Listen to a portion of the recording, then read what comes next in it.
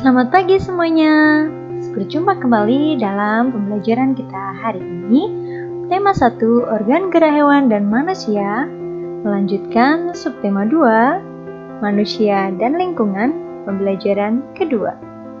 Dengan muatan SPDP KD 3.1 dan 4.1 serta muatan IPS KD 3.1 dan 4.1. Mari kita awali belajar untuk hari ini.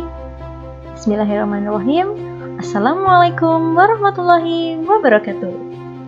Hari ini kita akan belajar tentang cover atau sampul buku dan kondisi geografis di Indonesia. Tapi sebelum itu, alangkah lebih baik jika kita berdoa terlebih dahulu ya. Berdoa, mulai. A'udzu billahi minasy syaithanir rajim. Bismillahirrahmanirrahim. Raditu billahi rabba wa bil islami dina wa bi Muhammadin nabiyyan wa rasulah. Rabbi zidni ilma warzuqni fahma. Allahumma anfa'na bima 'allamtana wa 'allimna ma yanfa'una warzuqna 'uluman tanfa'una. Amin ya rabbal alamin.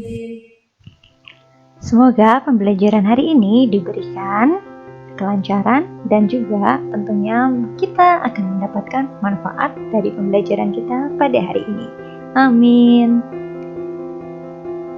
Baiklah anak-anak, kita mulai ya pembelajaran pada hari ini. Nah, ketika kita membaca sebuah buku, kira-kira hal pertama apa ya yang kita lihat? Apakah kalian langsung melihat isinya? Tentu bukan. Hal yang pertama kita lihat tentu adalah bagian depan buku yang disebut dengan cover atau sampul buku. Bagian depan buku ini atau cover adalah tulisan dan gambar yang terdapat di halaman terdepan pada sebuah buku. Sampul buku atau biasa disebut juga dengan cover bisa berbentuk foto atau gambar cerita. Gambar pada cover itu pun harus mewakili isi buku, sehingga pembaca memiliki imajinasi yang sama mengenai isi buku. Unsur-unsur yang terdapat pada cover atau sampul buku yaitu jenis huruf pada judul harus menarik dan terlihat mencolok. 2. Kalimat penjelas judul singkat dan mudah dipahami. 3. Nama penulis dan identitas penerbit. 4. Warna sampul kontras dengan warna huruf. 5. Gambar yang menarik dan sesuai isi. 6. Sinopsis isi pada cover belakang serta terdapat identitas buku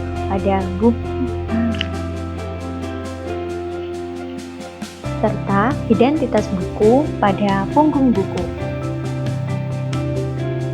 Perhatikan ciri-ciri pada cover berikut ini. Dalam sebuah cover terdapat 3 bagian utama, yaitu cover depan, cover punggung yang berada pada bagian samping buku, dan bagian cover belakang. Dalam sebuah cover harus terdapat nama penerbit, judul buku dengan ukuran yang lebih besar, kalimat penjelas judul dengan ukuran huruf yang tentunya lebih kecil, identitas buku yang terdapat pada punggung buku.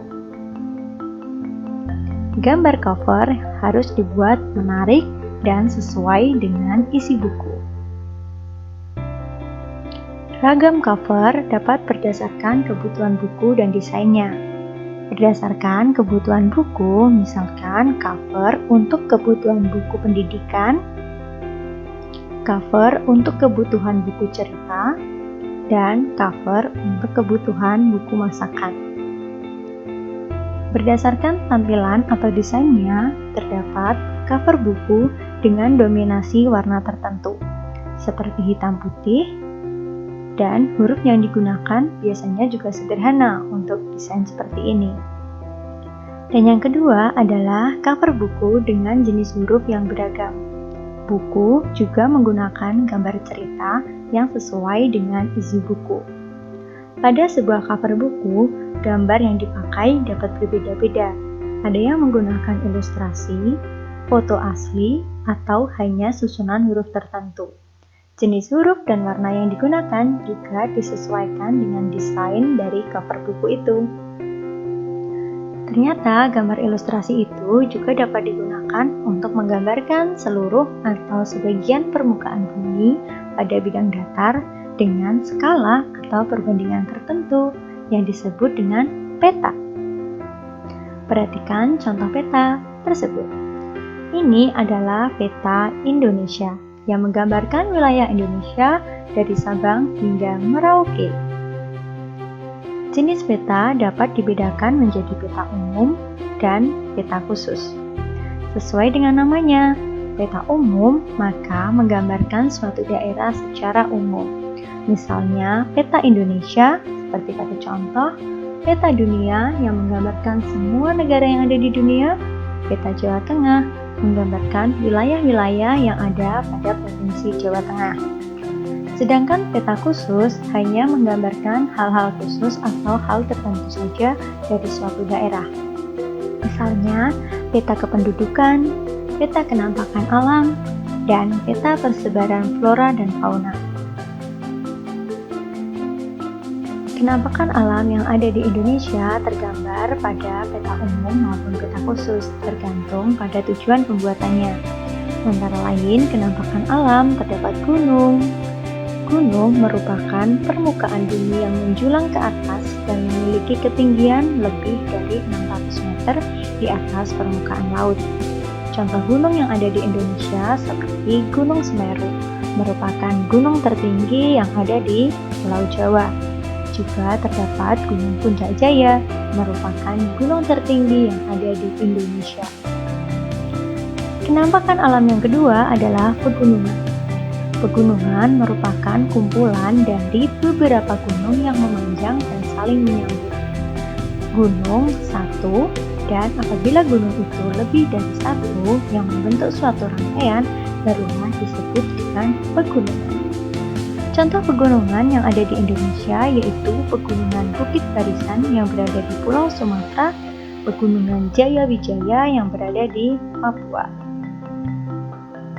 3. Dataran tinggi. Dataran tinggi merupakan dataran luas yang berada pada ketinggian lebih dari 700 meter di atas permukaan laut. Tentu kita bisa membayangkan bagaimana suasana yang ada di dataran tinggi ini. Pasti kita bisa merasakan udara yang sejuk.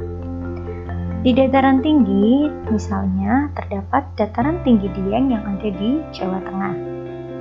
4. Dataran rendah.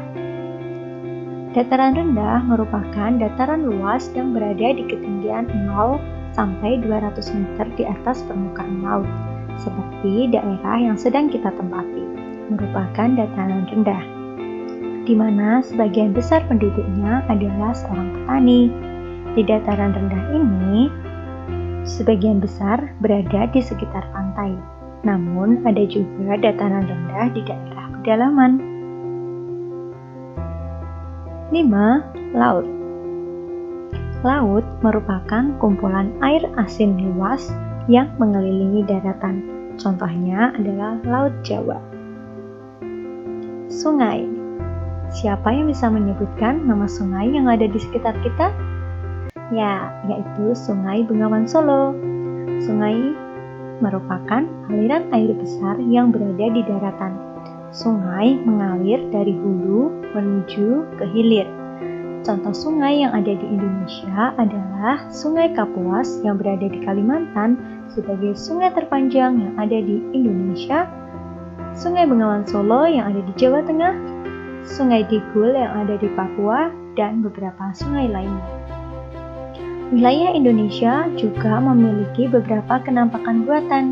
Jika kenampakan alam dibuat atau diciptakan oleh Allah, maka kenampakan buatan ini dibuat oleh manusia. Gunanya adalah untuk memenuhi kebutuhan manusia sehari-hari. Contoh kenampakan buatan yang ada di Indonesia antara lain terdapat jalan yang merupakan penghubung antara satu daerah dengan daerah yang lainnya. Jembatan juga merupakan sarana penghubung, tapi jembatan ini biasanya untuk menghubungkan daerah-daerah yang dipisahkan oleh sungai ataupun laut. 3. Waduk.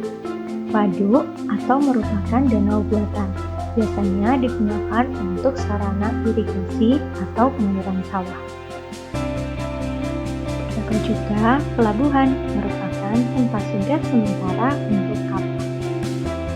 Dan juga bandara atau bandar udara, merupakan tempat pemberhentian dan pemberangkatan dari pesawat terbang.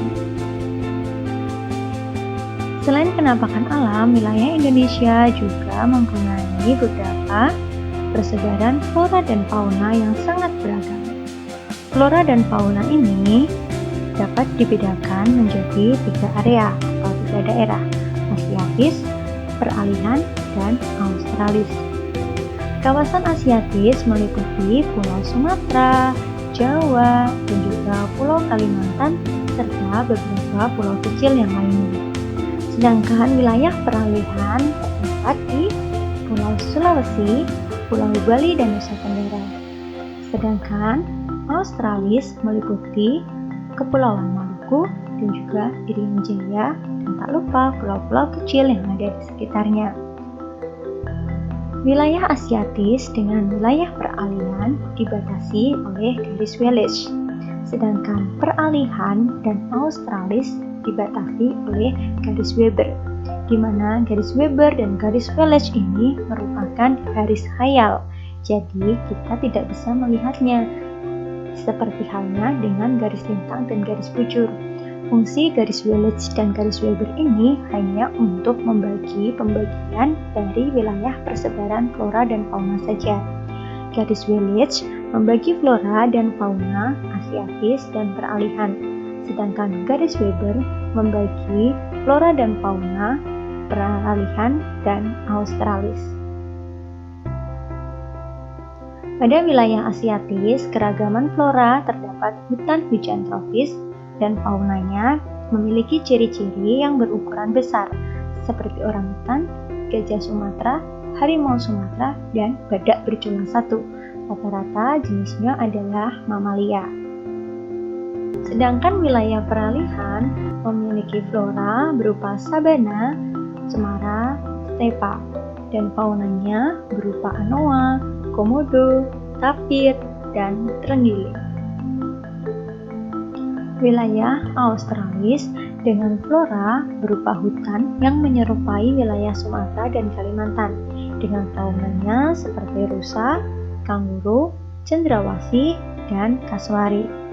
Wilayah Indonesia memiliki iklim tropis dengan 2 musim, yaitu musim kemarau dan musim penghujan. Kita sudah membahas pada pertemuan kemarin.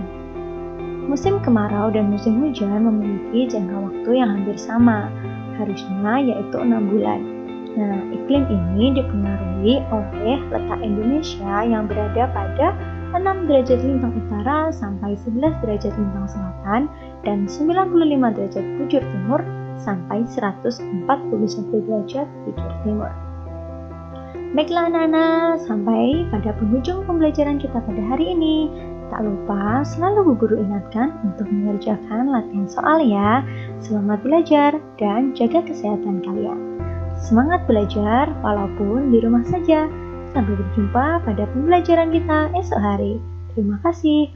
Wassalamualaikum warahmatullahi wabarakatuh.